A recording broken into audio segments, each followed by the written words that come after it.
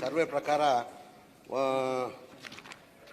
1,50,880 ಜನ, ಸೈಡ್ಲೆಸ್ ಬಂದು 78,202, ಹೌಸ್ಲೆಸ್ ಸೈಡ್ಲೆಸ್ ಬಂದು 29,320, ಅರ್ಬನ್ನಲ್ಲಿ 4,693, ಆಮೇಲೆ 38,460 ಸೈಡ್ಲೆಸ್ ಅಂತ ಇರುತ್ತೆ. ನಮ್ಮ ಮಾಹಿತಿ ಇದೆ.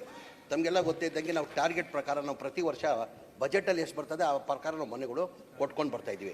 ಹಿಂದಿನ ಸರ್ಕಾರದಲ್ಲಿ 2013 ಹಿಡ್ಕೊಂಡು 2018ವರೆಗೂ ಹಿಂದಿನ ಸರ್ಕಾರದಲ್ಲಿ ಸಿದ್ದರಾಮಯ್ಯ ಮುಖ್ಯಮಂತ್ರಿ ಇರುವಾಗ 14,54,000 ಮನೆಗಳು ಕೊಟ್ಟಿದ್ದರು ಹಿಂದಿನ. ಆಮೇಲೆ ಸಮ್ಮಿಶ್ರ ಸರ್ಕಾರ ಬಂತು, ಹಿಂದಿನ BJP ಸರ್ಕಾರ ಬಂದಾದಮೇಲೆ ಬರೀ 5,40,000 ಮನೆಗಳು ಟಾರ್ಗೆಟ್ ಕಡಿಮೆ ಮಾಡಿಬಿಟ್ರು.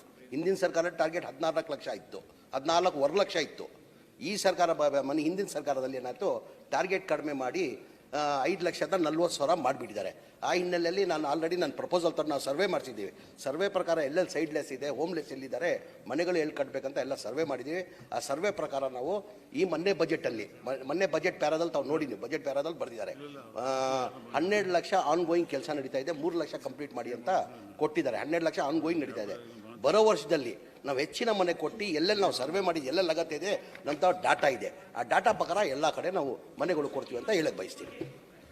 ನೋಡ್ಬೇಕು, ನಾ ಟಾರ್ಗೆಟ್ ಮೇಲೆ ಡಿಪೆಂಡ್. ತುಮಕೂರು ನಿಮ್ಗಿಂತ ಹೆಚ್ಚಾಗಿ ನನಗೂ ಕನ್ಸಲ್ಟ್ ಇದೆ. ತುಮಕೂರ್ದು ನಾನು ಅದೇ ಜಿಲ್ಲೆಯವನು, ನಾನು ತುಮಕೂರು ಜಿಲ್ಲೆಯವನು, ನನಗೂ ಕನ್ಸಲ್ಟ್ ಇದೆ.